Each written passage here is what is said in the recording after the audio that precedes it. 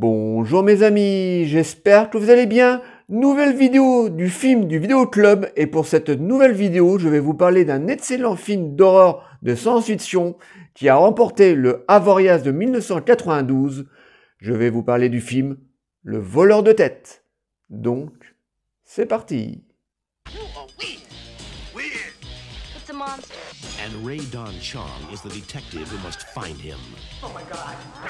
Not since Reanimator has there been such a movie. The Borrower, the Le voleur de tête est une excellente petite série B d'horreur de science-fiction qui est sortie en 1991. Le film est réalisé par John McNaughton. Alors John McNaughton est un réalisateur qui n'a pas fait grand chose dans sa carrière, enfin qui n'a pas fait de gros films à part le film Sex Crime avec Neve Campbell et Denise Richards. Mais quelques années auparavant, le réalisateur nous avait délivré un excellent film d'horreur, Le voleur de tête. Alors, au niveau de son speech, on suit les aventures d'un extraterrestre qui a été banni de sa galaxie pour arriver sur Terre. Mais malheureusement pour nous, cet extraterrestre est un tueur en série et pour pouvoir garder son anonymat d'extraterrestre et pour pouvoir survivre, cet extraterrestre est obligé d'arracher la tête de ses victimes pour se les coller sur le corps pour pouvoir survivre. Et je peux vous dire qu'il va faire un véritable carton sur notre planète. Voilà en gros l'histoire du voleur de tête. Alors c'est un excellent film d'horreur, comique, très gore, mais vraiment très gore. On était au début des années 90 et les années 80 venaient tout juste de passer.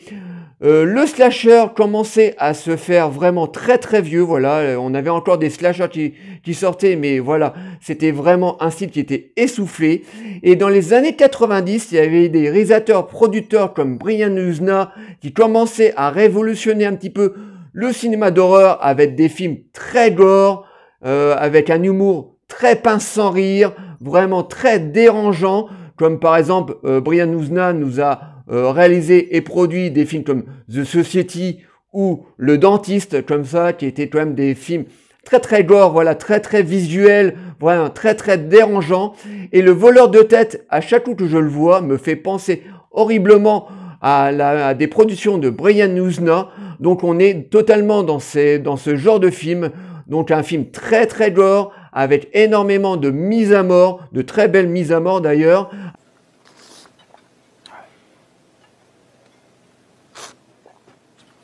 Alors bien sûr, ce film me fait penser aux productions de Brian Yuzna.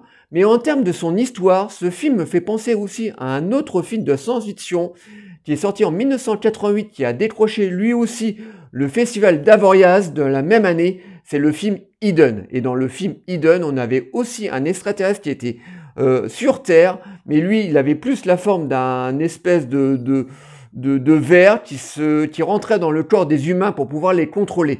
Et dans Le voleur de tête, on a cet extraterrestre qui est aussi sur Terre.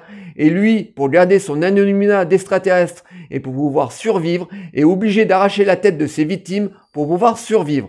Donc les histoires sont assez similaires entre ces deux films, mais par rapport à Eden, Le voleur de tête est très gore et en plus a un humour pince sans rire, un humour noir très bien senti, mais ça ne veut pas dire que Le voleur de tête soit moins bon que Eden. C'est un excellent film d'horreur très glauque, très violent.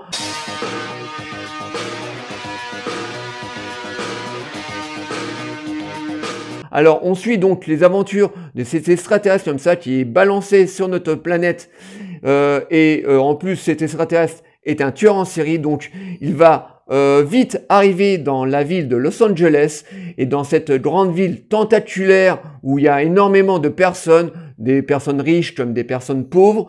Cet extraterrestre va faire un véritable carnage en arrachant les têtes un peu partout.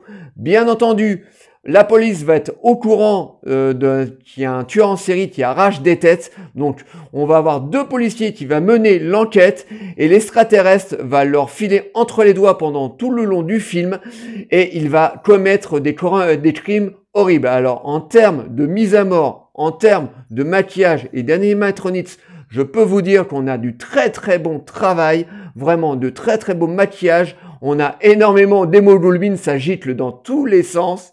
Et en plus, On a un humour vraiment très bien senti, voilà, c'est un film qu'il faut pas prendre du tout au premier degré, mais plutôt au second degré. Donc voilà, en plus on rigole un petit peu jaune, et c'est vraiment un film qui est très très plaisant.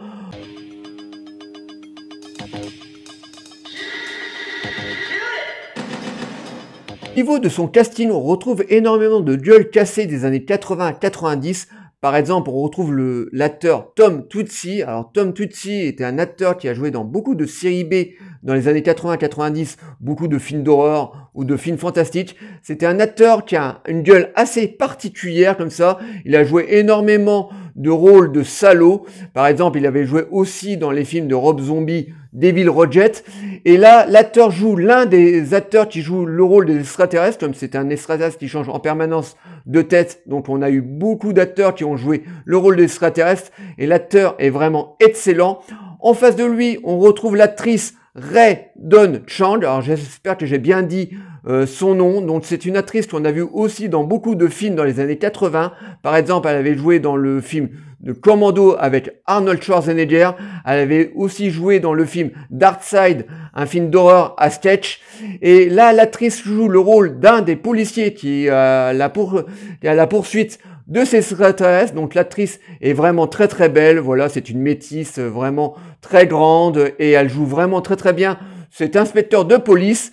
En face d'elle, on retrouve l'acteur célèbre des années 70 de la série Starsky Hutch, Antonio Fargas, qui jouait le rôle de Huggy les bons tuyaux. Donc ça fait toujours plaisir de retrouver Antonio Fargas dans un film d'horreur. Et là aussi, Antonio Fargas joue le rôle de l'extraterrestre.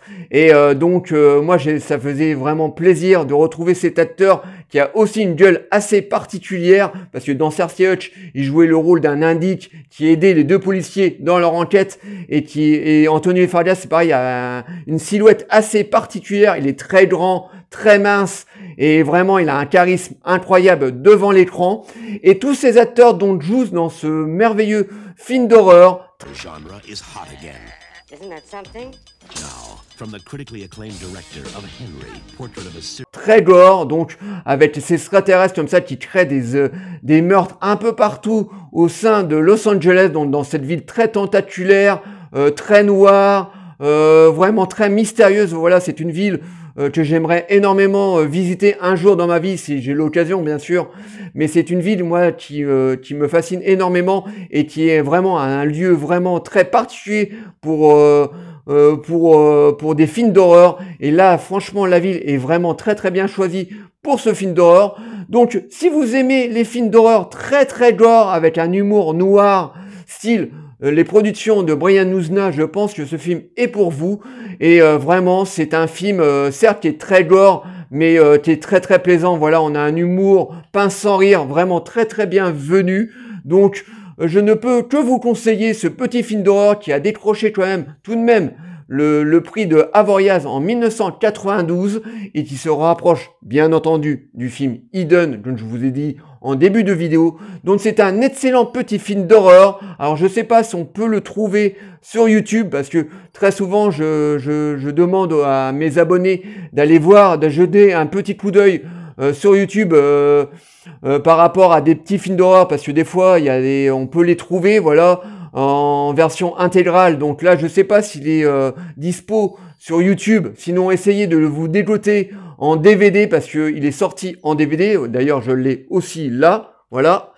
Et donc, essayez de le trouver en DVD. Je sais que dans les Easy Cash, très souvent, je le vois à 1 ou 2 euros. Et franchement, les mecs, achetez-le, parce que vous allez voir, c'est un excellent petit film d'horreur des années 90. Alors, bien sûr, le film a un allure de film d'horreur des années 90 et non des années 80. Voilà, comme je vous disais en début de vidéo, le slasher commençait à tomber en décrépitude.